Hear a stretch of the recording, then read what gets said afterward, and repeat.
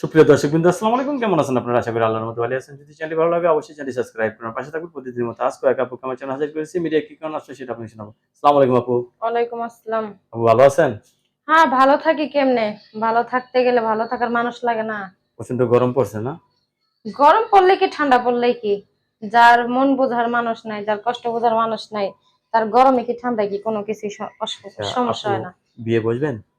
জি, আসছিলাম তো, যদি মনের মতো সেরকম পাই, কষ্ট বোঝার মানুষ পাই, তাহলে তো অবশ্যই বিয়ে শাদী করবো। একা তো আর থাকা যায় না, তাই না? অনেকে তো বউ চলে গেছে, এরা যদি আপনাকে দেখে পাগল হয়ে যায়? অসুবিধা কি? তারা কি মানুষ না? তার ভিতরে কি মন নাই? আমি তো চাই হুম, একটু বয়স্ক মানুষ, যে মন থেকে আমাকে ভালোবাসবে এবং আমার কাছে থাকবে আজীবন। এরকম একজন মানুষ। আজীবন আপনার কাছে থাকবে এরকম একটা মানুষ চাচ্ছেন না? জি। দু একদিনের জন্য তো সম্পর্ক করে লাভ নাই, না আছে কোন?